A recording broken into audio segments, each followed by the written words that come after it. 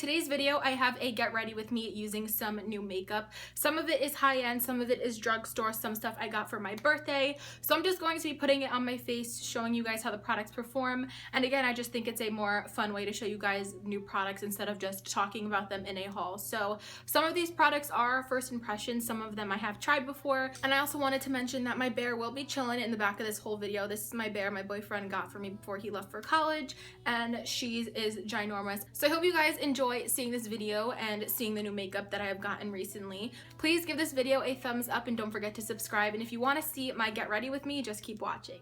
Alright guys, the first product that I'm going to be trying out in this video is the Wet n Wild eyeshadow primer. I'm super excited to be trying this because I've been on the hunt for a good drugstore primer. You guys know I love my high-end, my MAC and my Too Faced, but I really want to branch out a little more and find a good one from the drugstore for like drugstore tutorials and things like that. So this is a really thick and sticky consistency. I do feel like it's going to hold my shadows on really well. I will have an update on how the makeup lasted down below because this is kind of more of like a first impression on some products. And then I'm just going to be setting that with my Kat Von D Shade and Light Contour palette as always, just so my shadows blend smoothly on top.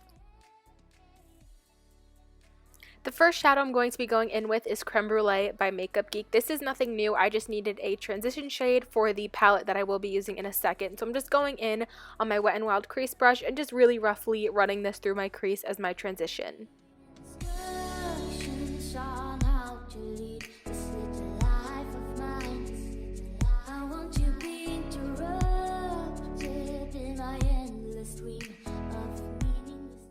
The eyeshadow palette I'm using today is my little Velour Vixen Wet n Wild eyeshadow quad. I recently ordered this when the fall collection launched on Wet n Wild's website.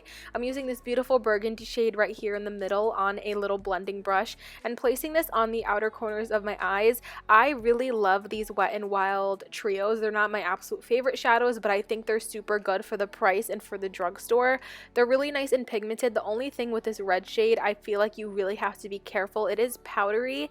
But not only that, if you put too much on, it just won't blend. When I first used this, I put way too much on and the color was literally stuck to my eye. So just work little by little, take your time building the color up and then go in afterward and blend everything together. That is how I find the darker colors in these little trios work best. But overall, it's a beautiful color, like I said, and I think it's so perfect for fall. And then I'm just going back in with that Wet n Wild brush to blend out the edges.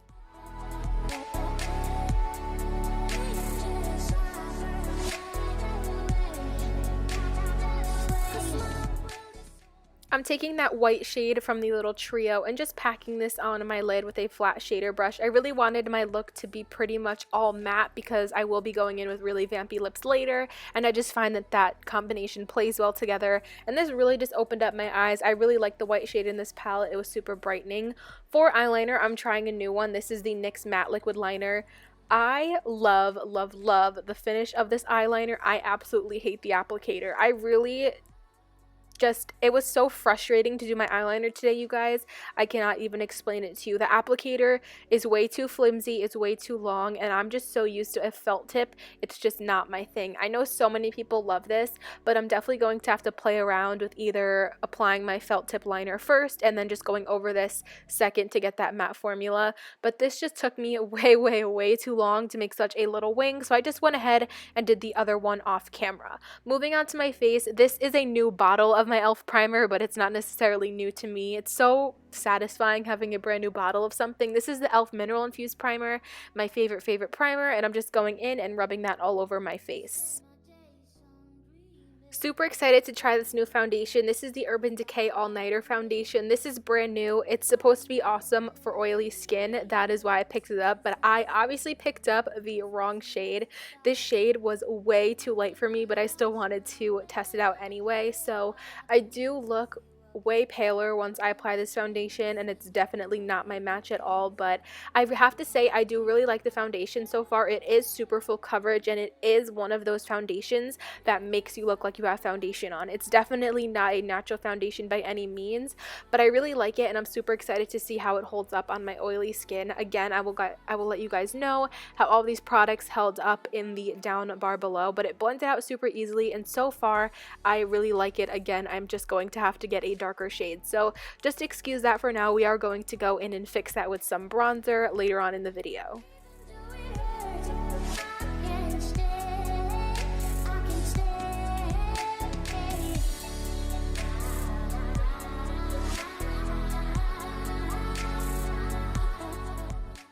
Another new face product I have is the Kat Von D Lock It Concealer. I was so excited to try this, and I have to say I really like it so far. I really like the shade. I believe I picked L5 Neutral.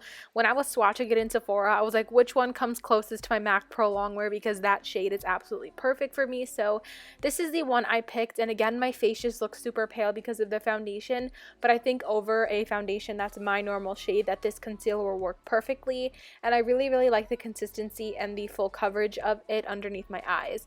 Again, another Kat Von D product to try is the Lock It Translucent Powder. This I really liked. It was super finely milled. It reminded me a lot of my Laura Mercier, just a little finely milled, and I don't know if it was just because it is so finely milled or if I was putting too much. I found this powder so messy, and I don't know why. Like, my Laura Mercier powder does not make this much of a mess, so I'm not really sure if it's because the consistency is different, if I just used too much or whatever, but I'm just putting this underneath my eyes and on my face, and I'm really excited to see how this holds up my makeup. Again, I will let you guys know, but so far I think it's really good, and I really like how smooth it made my face look.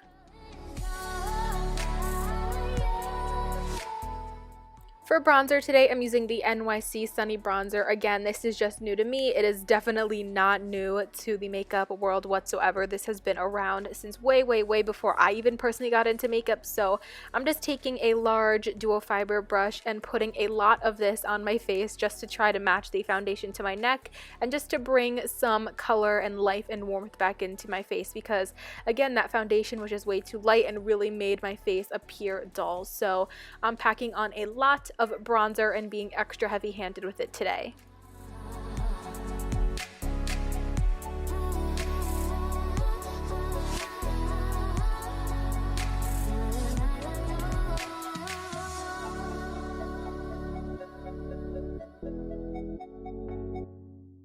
I'm contouring with the Wet n Wild Duo Contour Palette in the lighter shade Dulce de Leche, and I'm taking the darker contour shade on a little brush and just contouring my cheekbones and the sides of my face to really structure my face and to give my face even more color. I really love this shade for contouring and even bronzing. I think it's just like that beautiful kind of neutral powder.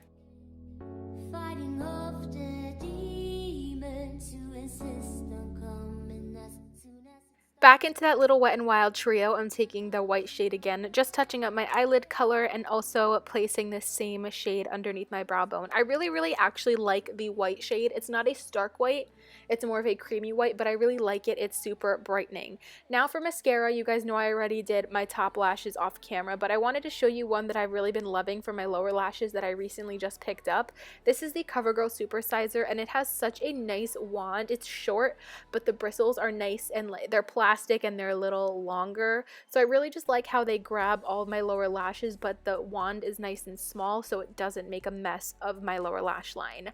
For highlighter, I'm super excited to be using this on camera. This is Ofra's Rodeo Drive. It is such a beautiful soft gold with a hint of like a rose gold undertone, and this is such a beautiful highlighter, you guys. I love it so much. There are a bunch of coupon codes. I used Amy Macedo's, which is Amy30, which gets you 30% off of any Ofra purchase, but I absolutely love this highlighter. It is just like the most beautiful soft gold, but it's super intense.